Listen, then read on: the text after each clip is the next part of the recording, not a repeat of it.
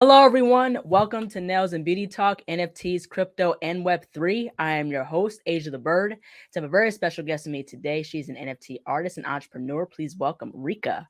Hello, Rica, and welcome to the show. Hello, and thank you for having me today. Yeah, you're most welcome. So I want to go ahead and get started by asking, where are you from, and tell us about, who you are, and a little about your upbringing. Sure. Okay, so I'm originally from London, born and bred. My parents are African, so I'm African Mm-hmm. British. I've lived in the UK all my life. I've Mm-hmm. traveled around a little bit, but London is where I'm from. It's my culture. And yeah. All right, that's really, really great. But I definitely want to go ahead and ask, in regards to your artwork, are you self-taught? Did you go to school for art? Yeah, so I'm self-taught. I Mm-hmm. did art in school. I feel like back in the day, the like system for like art wasn't very like Mm-hmm. established. Like I Right. felt like I had to explore things that I enjoyed myself because art in school is very it's very like strict. So Right. everything I know in terms of my like hyperrealism that I do, my pencil work, I'm all self-taught. It's literally just been trial and error.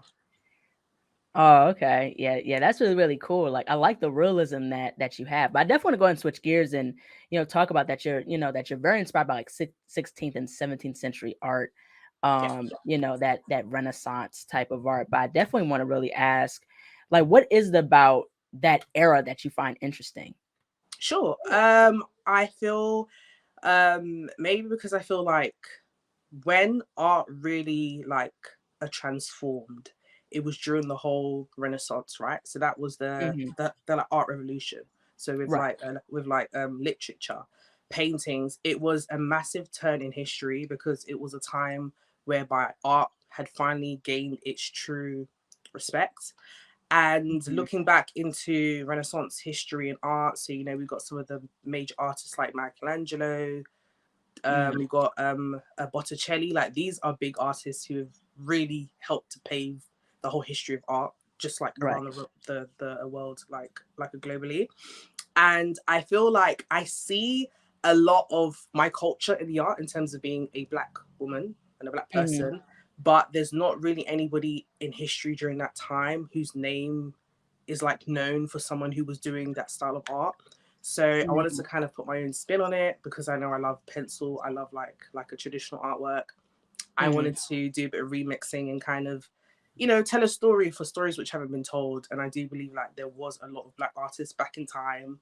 There's stories Hmm. of, black artists who they done paintings, but the painting was taken by their fellow white, you know, Right. person and their name is kind of like covered on top of it. So I Right. think it's just me just trying to rewrite a history that I know existed, but I want to like bring it to life in like current day. Yeah, it's very understandable because, like, I remember learning those artists in school, like, Botticelli, Leonardo da Vinci, Mm-hmm. Michelangelo, many others like Caravaggio. Yeah. You know what I mean? So, the time I was in art school, it was mostly like, Western white Yeah. artists. You Mm-hmm. know, you hear a lot about them than it is with the black artists. You know what I mean? So it's definitely, I think, like how you said, there's some, black artists at that time. We just never heard their names or even learned about them. Yeah. Mm-hmm. Absolutely. So I feel like that is my current aim. If you do look at some of my work, I do explore a lot, but my culture, just being black, my like identity, that is the like basis of my artwork across the board. Like I'm not ashamed of it. It's I feel like I do it to also like educate people. Right. So whereby I don't really use words to like express myself, like my artwork Hmm. speaks. Like that's what speaks for me. So yeah. Yeah, right. Exactly. Yeah, totally. I totally agree with that. But I definitely want to ask that, do you have a favorite black artist or painter that you're inspired by? That's a good question. I was thinking about that recently. There is a specific artist. He's in the UK. His Hmm. name is called Kelvin Okafor, so he's Nigerian. Yeah, I heard of him. Yeah. We are second cousins as well, and Really? he is so he's related on my mum's side, and Oh. he is a pencil artist. So I actually discovered his work when I was very young, and I Hmm. used to always hear about him through family that you have this cousin who is amazing at pencil work. We haven't met, so the last I think I was a child probably the last time we had met, but I didn't know that, you know, the person who I like looked up to is actually related to me, which is super, super cool, because I feel I was the only like artist in my entire family, because everybody else is very different, like into the whole like academics. I'm almost like the odd one out. And just an interesting fact about me, I have a science background as well. So I actually was a prosthetist. So that is a person who makes artificial limbs. So I did like bioengineering. I've done that for about 3 years. And I only just left that in February to pursue art full time. So I do have an artistic background, a science background. But yeah, I just, in terms of Kelvin, I don't know if you've seen his work. He's just phenomenal in terms of pencil, and I've always had a drive to, like, I always know that there's always room to like improve. So when I see his work and how real it looks, I'm just like, I want to be like that one day. And time has gone, and I guess my work is just improving. Like every time I draw, I just seem to just shock myself, if I'm quite honest. But I'm still learning, it's still trial and error. I'm experimenting, but I mainly work with like black and white pencil at the moment. Yeah, I could definitely see the improvement. I love your work, and I love how you incorporate aspects of color. And the thing is, with Kelvin Okafor, like, yeah, he's absolutely phenomenal. I've seen his work, like, he makes people look so realistic, and like it is absolutely really, really amazing. But I definitely want to go ahead and ask, like, you know, just in regards to just hyper realistic drawing, like, what are some things that attracted you to hyper realism? You know, besides, you know, being inspired by Kelvin Okafor. Yeah, sure. So with hyperrealism, it's been quite a strange journey. I really cannot answer when I actually decided, yeah, okay, I want to be a hyperrealist artist, because if you actually, I don't think I have many of my back history artwork online. I don't really think I've really shared it online, but I actually used to draw anime. So I started off doing anime, manga. I used to get all of the like a comic books. There was a specific artist who they sold a series of manga books that shows you how to draw anatomy, facial expressions, and my parents used to buy them for me just so that I couldn't have something to like practice with. And they realized while I was growing up, I had a passion, so they were trying to also help like fuel that like passion. And yeah, sorry, my brain has just gone a bit blank. My apologies. But yes, so back to hyperrealism. So yes, I feel so. It wasn't until I was age 16 that I noticed that my pictures were looking a bit more real. And like I said, I saw Kelvin's work, and that is what I would definitely say inspired me.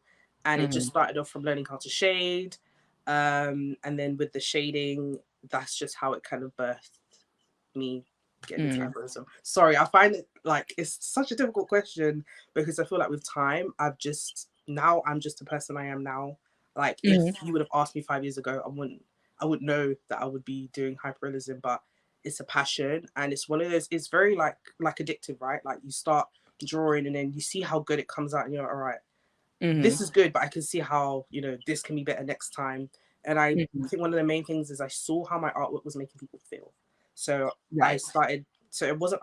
I think about 5 years ago, I actually started selling my work online, and just to see, like, I'll sell people's brothers, and I mean, I'll draw people's brothers, their mothers, their fathers, their, and I feel like I usually got orders from people who had actually passed away. So you know, if you're drawing someone who's passed away and it looks like they're real, you are going to bring those emotions, you know, up onto the surface. And yeah, I just saw that people just like love my work, so I'm just gonna like continue drawing. Hopefully I can make more people happy. Yeah, that's really, really amazing, because like there's always room for improvement. That's the same with me. Like I always do my best to really improve with my work, you know. And for me, I'm like abstract, very, very expressive with my illustrations. Sure. I've always been inspired by, like, you know, Keith Haring, Jean-Michel Basquiat. There's a guy who is well known in New York, like he's an artist, and he knew Keith Haring and Jean-Michel Basquiat, I believe. His name is Kenny Scharf. And like his work is very, very cool, very colorful with the characters and, you know, graffiti style. I've always been inspired by graffiti, and, you know, it's really, really cool how, you know, people can express art in different ways, you know, so there's no limitation. Absolutely. But I could also, you know, talk about with some of your work, you represent, you give a theme of body positivity within your work. So how important is that to express that through your work? So I think me as a person, as a woman as well, I feel like in social media, women tend to go through a lot of hardships when it comes to body identity and body image.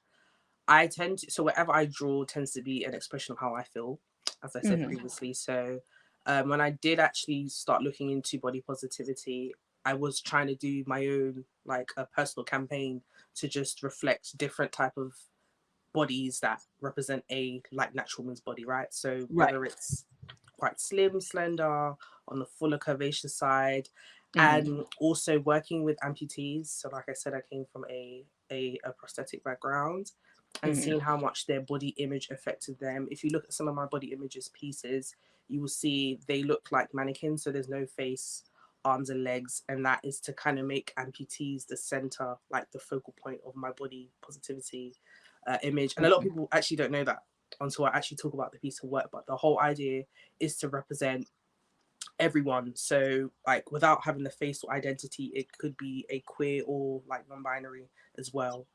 Mm-hmm. So it's just for me to, I was trying to do, something that was going to be like inclusive. Right. And body positivity is very important to me because I'm someone like many other women who have struggled with, having positive body image, but it's something that I'm very passionate about. Yeah, yeah, I could totally understand because especially within the media, it pushes a lot of a certain aesthetic, which is a European aesthetic, especially with fashion. Like you see, like thin models at first, but now they're getting into like, including different figures. Mm-hmm. That's how like with like for example, for Rihanna, she has her Savage X Fenty. She's including, different, races, different body sizes. And so that's something that's very, very important to really see. Sure, absolutely. Mm-hmm.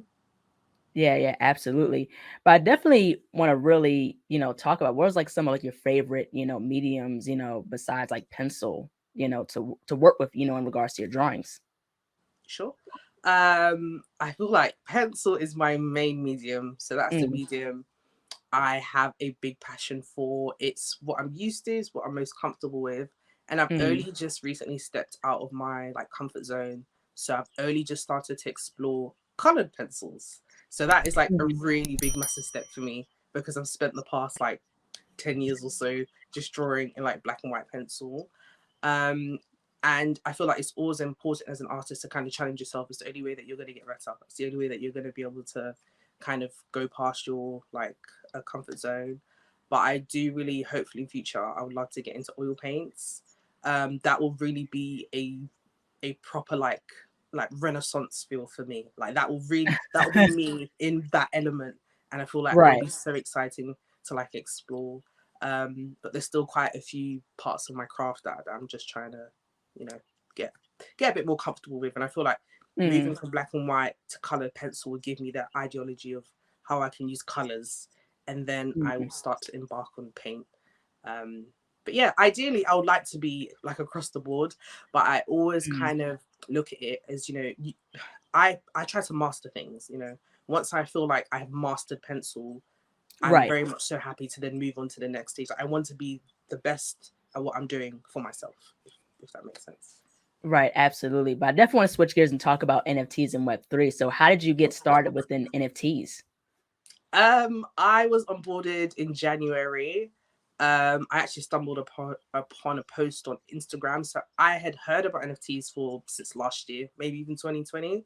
Had no idea, no clue how to get into it. The idea of getting into something to do with coding and things that to do with like cryptocurrency was Hmm. very scary for me. But I was actually onboarded by an artist named Marcus Prime. He's a black artist as well. I'm not sure if you've heard of him. Yeah, I've seen his work. Yeah. Yeah. But he was actually trying to recruit specifically women. So he actually made a post saying like, if you're a woman and you want to get into NFTs, hit me up. If well, he basically sent a link for his Discord and said join. So I very spontaneously joined. I was a massive fan, and yeah, I got in there. It was such a friendly NFT community. They're called Onaji. Shout out to them because I wouldn't be where I am NFT wise if it wasn't for them.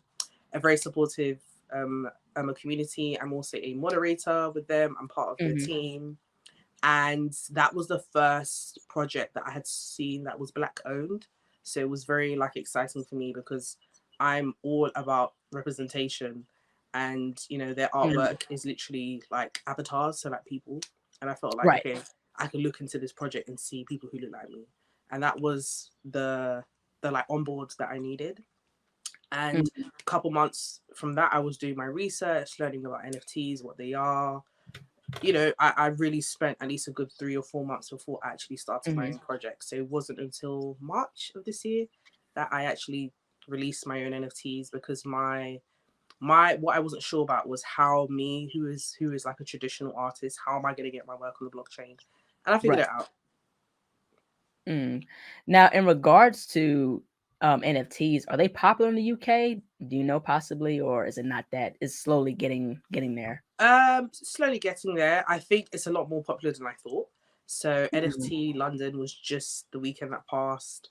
I didn't attend, unfortunately, because the tickets were very expensive. But I managed to go to a satellite event, which was great. I met one of, he's quite influential in the space. His name's called Misan Harriman. And there was a few other people who were on the panel. It was absolutely amazing. But yeah, NFTs in London is growing, is getting there. But there are, like, I feel like there is actually like a lot of us. I've made some friends. I met up with them over the weekend as well. I met them for the first time in real life, which is so nice. Like, I do love how Web3 can, like, you know, it can just like connect people from like all over the world. So, but yeah, to answer your question, it is growing, but it is quiet. Yeah, so tell us also about your NFT collections. I know one of them you have is the Black Renaissance, which we talked about earlier in Sure. regards to being inspired by 16th and 17th century art. So tell us more about your other, NFT collections. Sure. So we have the body positivity, which you spoke about as well early on. So that was my first collective of work, but I actually minted like individual one of ones as well. So these are just like pieces of work that I had worked on in the past. They have their own meanings, and I uploaded those. Well, I minted those on the blockchain. But yeah, they are very much so focused on blackness, black beauty, black love. um I've now also kind of floated into the realm of like, um should I say sci-fi? I would say, or maybe like Afrofuturism. That might be a Yeah, better, Afrofuturism. yeah, that might be a better a category to put it in. But I have a series ongoing called The Art of Retrograde. So I have the part one of that collection is on Tezos, the Tezos blockchain. And so those are sold for like super cheap, just to kind of, you know, allow other people who would like to own my work to have it. And I feel like it's just fun. Like Tezos is quite a nice place to also support other smaller artists as well. And then I have some larger one-on-one pieces under that same collection called The Art of Retrograde on Foundation, which is on the Ethereum blockchain. So there's just pieces that are taking a bit more time. That was the collection that really shows that I'm actually changing my style. So that was the Right. first collection I've ever put out in color, but it's color on black paper. And the reason why I chose that medium is because I feel black, that is a good way to represent like outer space, the galaxy. Right. You can really put nice colors on there, and it can really, really stand out. So that is ongoing, and I have the Art of Retrograde Part 3 is going to be my final collection of this year. And those are going to be individual pieces, one of ones that are going to be minted on my own personal smart contract on Manifold. So that's super, super exciting. And yeah, that's something that's really going to show me stepping outside of my box and outside of my comfortability. So yeah, you're the first to hear it. Yeah, that's really, really amazing. I really like the art retrograde because, I love how, you do the lips in different ways, but also I love like the colors and how realistic it is. I think you do very well with the realism, not only of body shape, but also with the lips. I love like the shading with the red, how, you understand fades very well. So that's really, really cool to see. Thank you. Thank you. Yeah, it's really, really amazing. But I definitely want to really ask, like, why do you think it's important for Black creators to take advantage of Web3 and NFTs? Because, of course, we see as of right now within the Web3 and NFT space, it's a white dominated space for the most part. So how important is it for Black creatives, whether they're a nail artist, illustrator, whatever it is that they do, jump into Web3? Right. I think one of the main things for me is just to see representation for one. I feel like Web3 has created a bit more of an even playing field. Not entirely. It's still quite like a gate kept. Right. Because I feel like there are still places that are very token gated. So it means, if like unless you could afford a certain type of NFT, then that might get you into a certain type of like a community that, and they could possibly help soar you to the next level. Right. So there are a few like a potholes, but I feel like it is possible for a lot of us to do well. And Right. where it's like still early, the earlier we can get in, the higher chance we have to actually do well in the long run. I Right. feel like there's so much talent out there as well. Like Black art doesn't just mean art of Black people, if I'm making sense. Like Black Right. artists, we are also human beings, right? Like we are so Right. diverse. We do all types, just like every other race. And I feel Mhm. like that needs to be seen.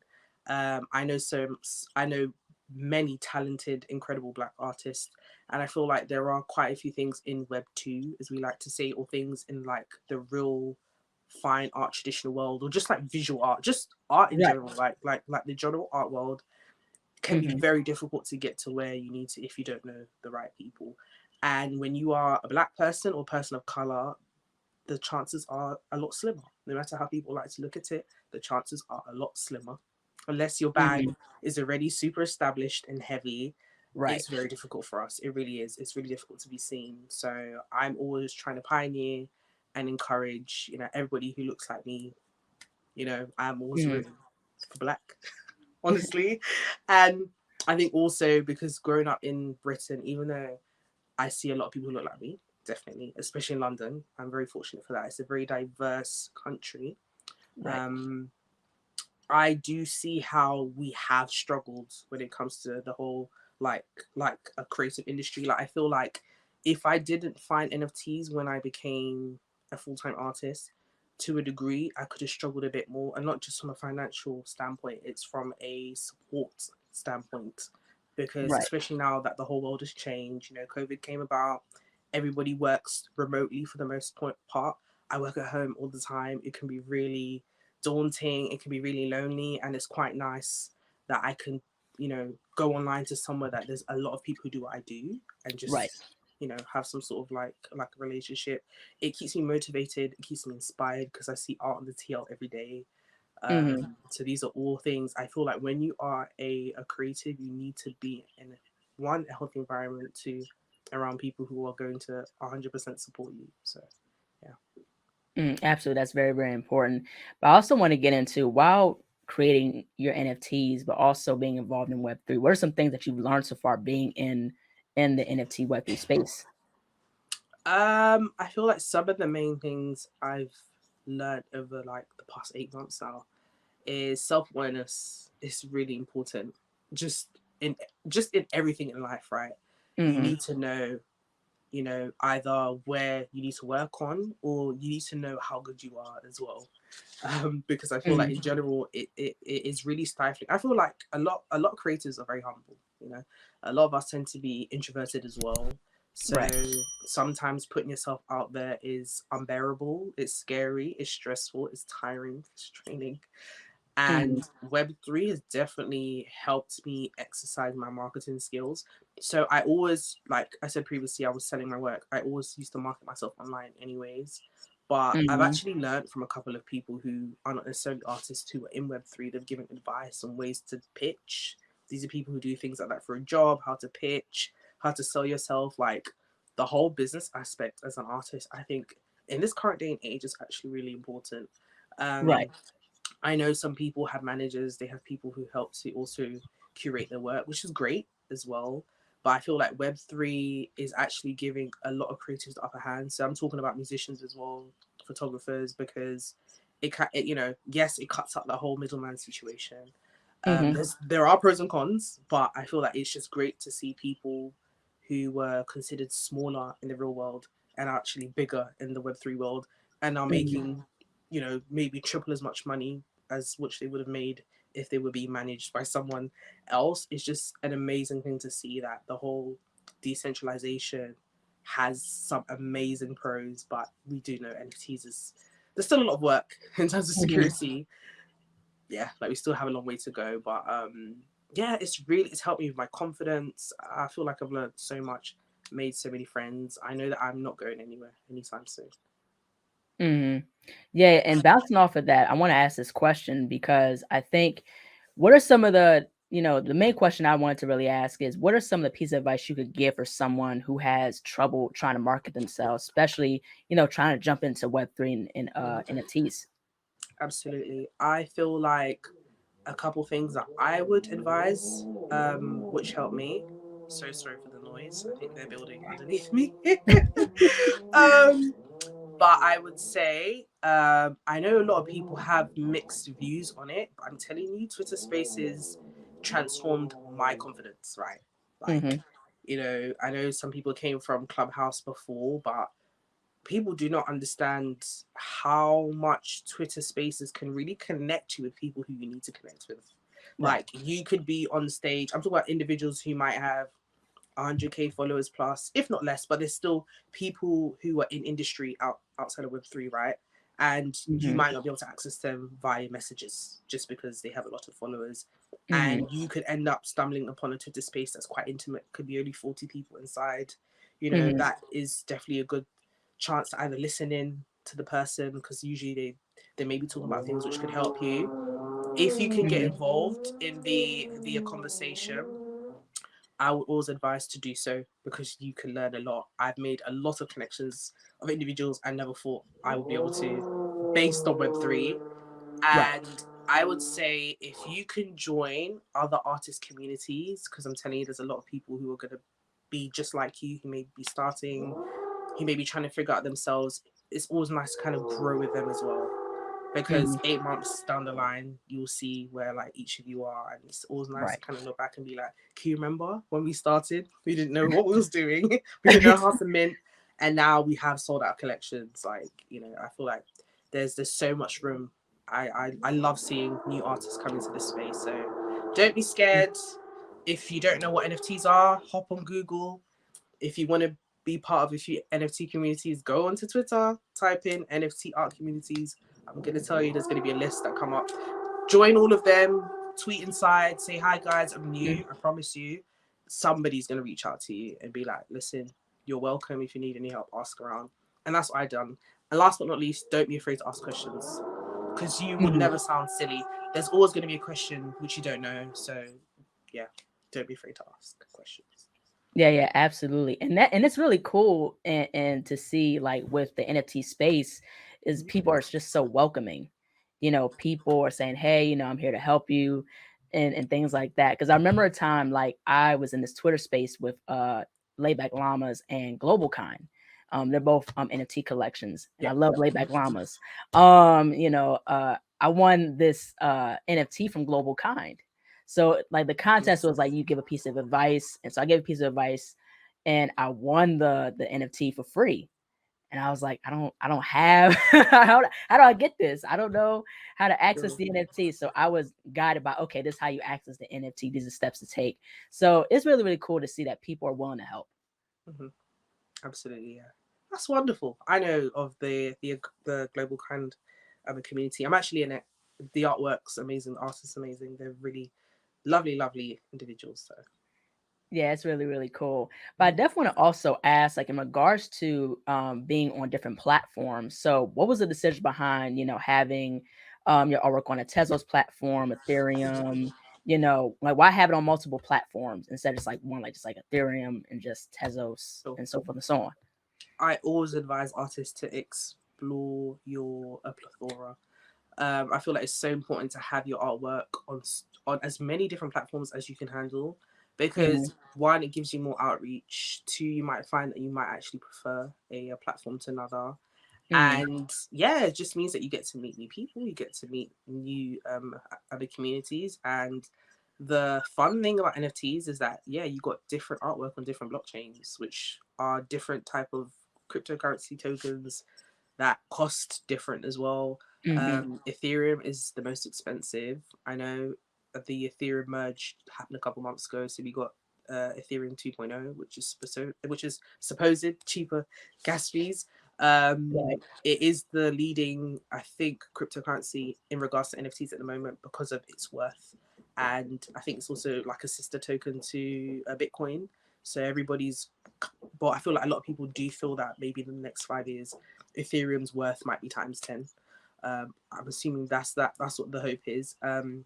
But I like Tezos because, so I learned about Tezos through Misan Harriman. So that's the man who I met the other day at the NFT event that I was talking about. And his plan is to help support smaller artists, specifically people of color, and specifically Black people as well. So his aim is to marginalize individuals for the people who don't normally get seen, and that's what also drew me to that blockchain because I knew that there was a target audience and I was within that target audience. So it made me feel like, okay, I have a chance to be seen. And doing more research, they are more environmentally friendly, so they're actually regarded as clean NFTs. To mint is probably below $1, whereas to mint on a new Ethereum blockchain could range from as cheap as $10 to $50. In the past, some people were spending at least $200 to mint on Ethereum. Wow. Yes. So that has changed, thank God. I feel like with all of Wow.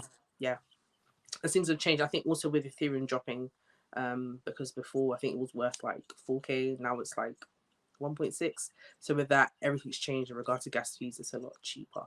But Solana, is my next step to explore because I've heard they have a really nice art community on there. Once again, it's just another stream, another blockchain to explore because you never know. Yeah, right, exactly. You never know. But is there any, women-led projects that are like your favorite NFT projects? Oh, women led that are my favorite. You got me on the spot. Global Kind. Global Kind is one. Um. Oh, who else do I really like? I'm not in many. I don't think I'm really in many women-led projects at the minute. There's one called Women Entrance. It's quite new. I don't think they've actually minted yet. But they are super, super lovely. I can name you some of my favorite projects. So another one is called Afro Chicks. She's a one-of-one artist. Yeah, she's my friend, and we actually met each other for the first time over the weekend. So that was really nice. That's really, really cool. Another project, but this is it's an LGBTQIA, so a queer and non-binary project called Take Up Space. TUS, I love them. That's a really, really good project. I feel like that is a project that I can see that they are all about inclusivity. It's all about representation, and I had never seen anything like that before. So that's also one of my favorite projects. And the co-founder is non-binary, and they run it with their partner, who's a woman as well. So yeah, those are the two I'm gonna make. Those are the two main, as well as Global Kind. Global Kind, TUS, Take Up Space, and then Afro Chicks. Yeah. Yeah, that's really, really cool. But I also want to ask, like, the importance of ownership. Like, how important is ownership in the NFT space? That's a good question. From a perspective of a one-of-one artist, I feel like in terms of ownership, it's all about like identity.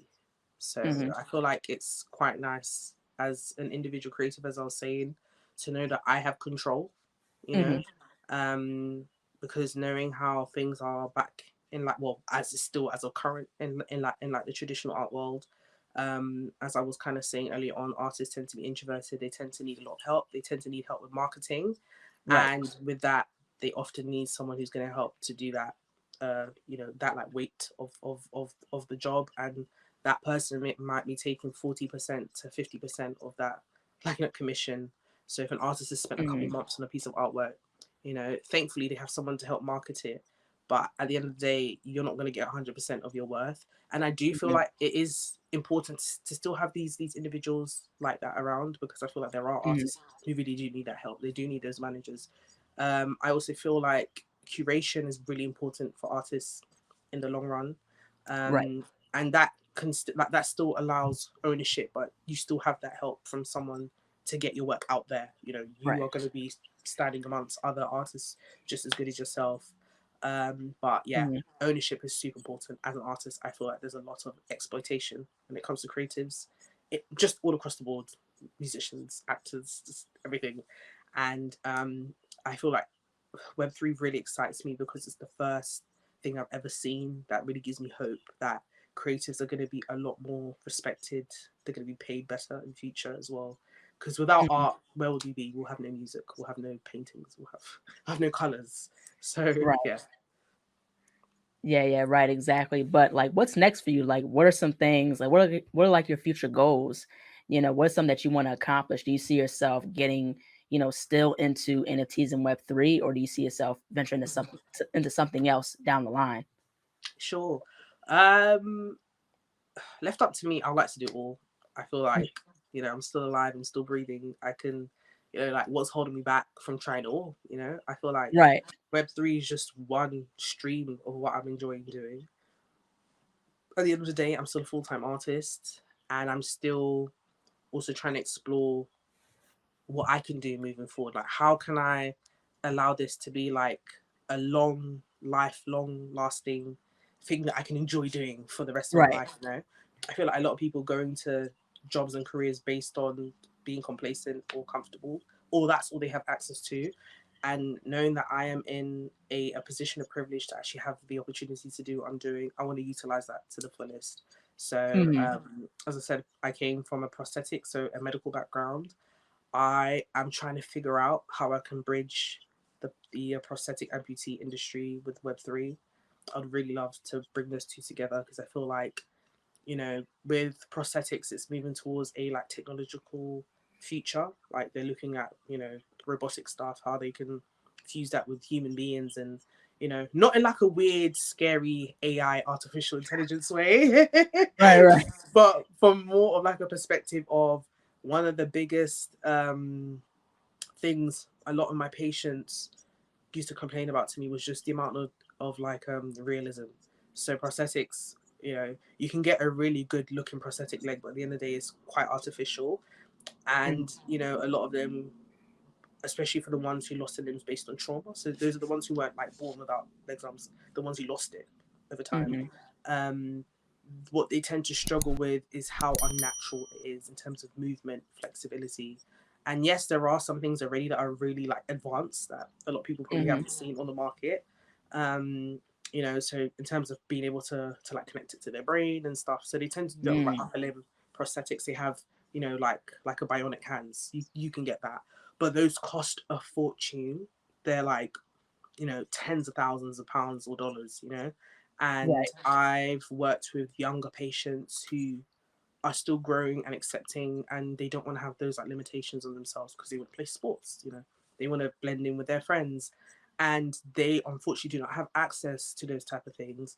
Sometimes there is funding, but once you reach past a certain age, you can't get access to that. So once you're over 18, a lot of the things, either you're gonna have to go private, and, you know, the like ordinary boy or girl in Britain may not have, their parents may not have that money, they may not have that type of funding. And if I could find a way to bridge that gap of how I could help to create opportunity to bridge that line, so that, you know, a young lady who wants to go to the gym and lift can lift, you know, then if I could use Web3 as a way to fund that, you know, it's like I said, it's all in the same plane. It's all in terms of like when it comes to technology, we got the bionics, the whole, it's all, you know, I don't know how to explain it, but I'm just hoping that I'm going to figure out, Rica's going to figure out, I'm going to figure out how I can bring the two together, you know. So look out for me in future, fingers crossed. I can bridge the two. But other than that, and the whole like a prosthetics, I'm just pushing for people to see me, to see my art, because I can see how it makes people happy, and it makes me happy. And yeah, it's just a nice feeling for people to look at art and be like, this is amazing. And you're like, really? It is? So yeah, I don't know. where my future's going to take me, but I'm here to be an artist, and I'm here to create for the long run. Yeah, it's really, really amazing. But I was gonna say, I could see you having your own line of like prosthetics, or maybe like, some custom hand painted prosthetics. That'd be really, really cool. Yeah. So I've actually worked with when I was previously working a job. They tend to be made out of like a silicone. So there's a silicone clinic in London, but it's private. And it's actually I think they're actually like a family who do it, so it's like a couple. So those it is like an amazing thing, but it's one of those things whereby someone like me may not be able to get into that industry as easy, because it's like a privatized sector. But with funds as well, and because I know I have my own artistic skills, it's like, why can't I learn how to do that? Right. And there are courses to learn how to do silicone, but the thing with silicone, it's just for like a cosmetic reasons. So someone can put it on and their hand looks really real, but you can't move.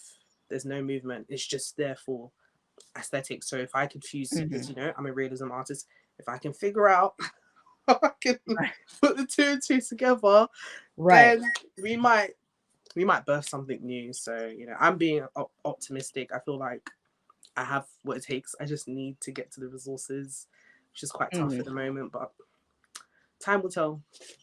Yeah, right. Time will tell. Last but not least, where can people find you on social media, and how can people support your work, and where can people find you on different NFT platforms? Sure. So my Twitter is Nubianism. That is NUBIANIZM. I am on Twitter. It's the same on Instagram.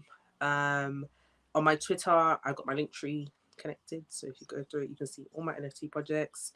My website is also nubianism.art.com. That's on my link tree as well. So you can access me. Literally, my link tree has everything about me. All right. Well, thank you so much, Rica, for jumping onto the show. Your work is absolutely amazing. I first met you actually on a Twitter space a while ago.